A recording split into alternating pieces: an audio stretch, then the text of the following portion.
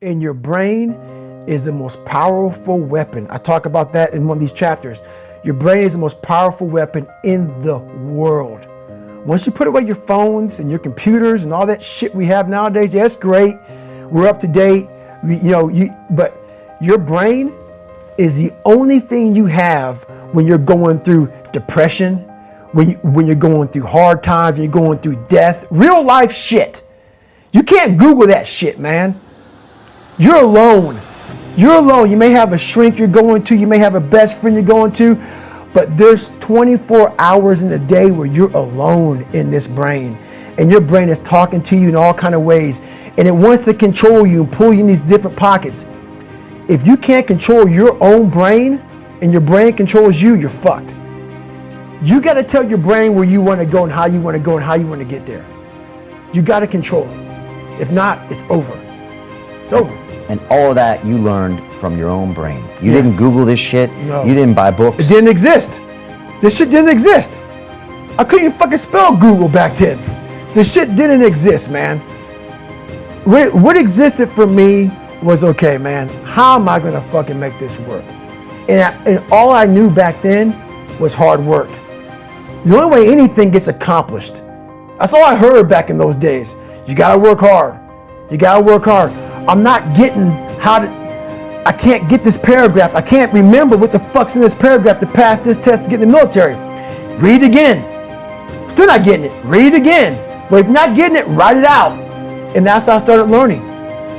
Okay, well, I gotta write out every fucking thing I do. And then write it out again. And write it out again. And guess what happened? I got it. I got it. I can't swim. I'm negative buoyant. Go back again. I can't swim. Go back again. Go back again. Go back again. I got it. I realized if I keep going back and going back and going back until the shit just becomes, your mind will say, fuck, okay, we're going to figure it out. It'll find a way. Because he is not going to stop. It's not like I'm going to try one more time. No. It's just like alarm clock goes off, boop, we're going back. I can't read right, we're going back. I gave myself no way out, and my mind realized that. They said, okay, we're going to adapt and overcome now. So you have to teach your mind this is the new normal, This and you better get with the fucking program. That's right. And as soon as it realizes that you're serious, then it adapts. I'm not playing a game. Right. But if it thinks you're playing a game, it knows. It won't adapt. Like a lot of people say, like when I say trying hard, your mind knows, man. It knows this guy's bullshitting me, man. This guy's lying. There's no truth behind it. When I was in Navy SEAL training, people go, how were you there for 18 months? The program was only 6 months long. You were in 3 hell weeks in 1 year. No one's ever done that. How did you do that? I talk about the new norm.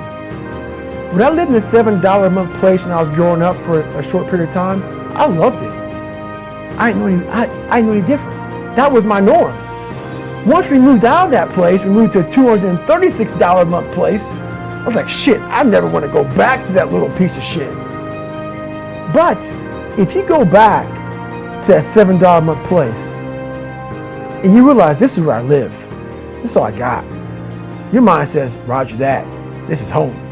So when I was going to Navy SEAL training for 18 months and going back through all the hard parts over and over again, I told myself after the first time, I knew it was gonna be a long journey there. My body was breaking down. It was just how it was going on. I said, you know what? This is my new norm. So my mind said, it's like going to work. Like you go to work, you put your suit and tie on. I go into suffering every day.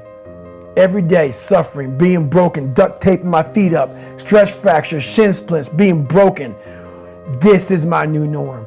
And your mind says, if we're not broken, this ain't normal. We gotta be broken. So then your mind starts to get tougher and tougher and more callous. People, how did you run on broken feet? Broken shins.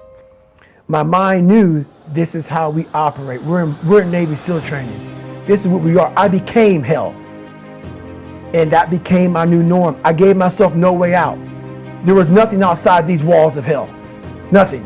I love God, but for a short period of time, I became the devil because that was hell. I became the boss, the owner, the CEO of Navy SEAL training. That was my mindset. And that's how you get through things.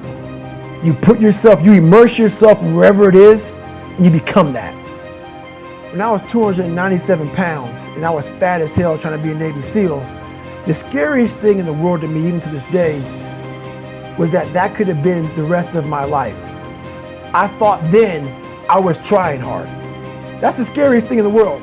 I thought then, 297 pound, working for Ecolab, spraying for cockroaches, making $1,000 a month.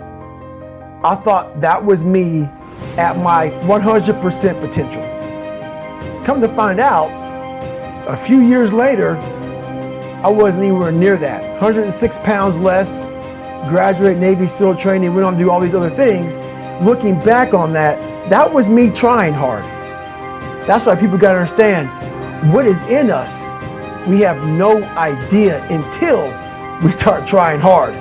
And I mean really trying hard, where you're obsessed with, hey, this is my new norm. My new norm is that, wow, this isn't always fun. It's not always meant to be fun.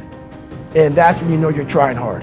Is that, and so people listening to us that maybe are at 20% or 30%, how do they shatter that myth that they've been telling themselves, about, yeah, I'm going hard, I'm going max, and yet they're not seeing the results? Like, how do they actually shake themselves out of that? Because there's a great quote, I think it's by this guy named Richard Feynman, who says, the first principle is that you must not fool yourself, and you're the easiest person to fool. Mm-hmm. So we construct these crazy Disneyland realities in our brain, right? And then feed it back to ourselves.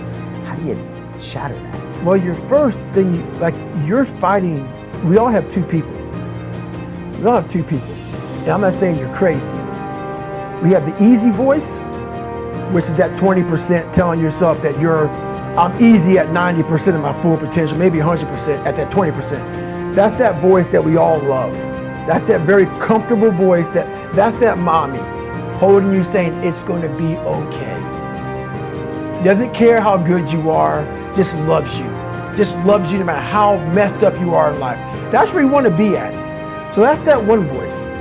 This other voice that we walk very far away from is a voice saying, hey man, you ain't doing shit. So we try to get this voice out of our head completely.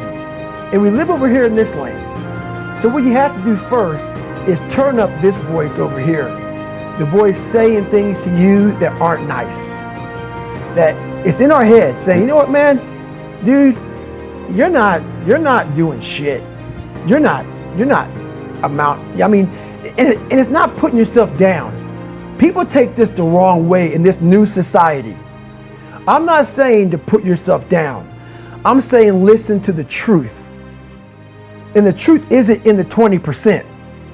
The truth is in this other part of your brain saying, look, man, you're wasting a bunch of percentage here. We have 80 more percent that we're not tapping into, because in this other 80% is suffering, pain, failure, self-doubt, darkness, and then a whole bunch of light. But to get to this light, you got to go through all of this shit. So a lot of us know that. We know. We do know deep down. Yeah, I can get over here, but over here, man, this is much better, because I got to go through this journey that is not fun. This from 20 to 100%, this shit in between is not fun. So we decide to live over here. So everybody goes, how do you do that? You know exactly how to do that. You know exactly, it's not a magic trick. There's nothing I talk about in that book that's a magic trick. It's all back down to a very primitive mindset of we just have to do. It's like breathing. Breathing becomes normal. Like we don't even know that we're doing it. That's how you have to live your life. When that alarm clock goes off at 4 or 5 in the morning, your mind says no. You just say, this is what we do. It's what we do now. Because to get to where you want to go, the amount of pain involved, I'm not saying physical, I'm not saying you got to break yourself off. The amount of mental pain of how many times you're going to have to do something that you don't want to do to get to where you want to go is going to be, there's going to be more times you do something that you don't want to do than you are going to want to do. And that's your new norm. That's your new norm. So then it's like breathing. And then once you do this over and over and over again, it becomes like breathing. I don't want to live this lifestyle, but to get to the other side of this, I have to. So if you really want it, you realize what trying is and what trying is not.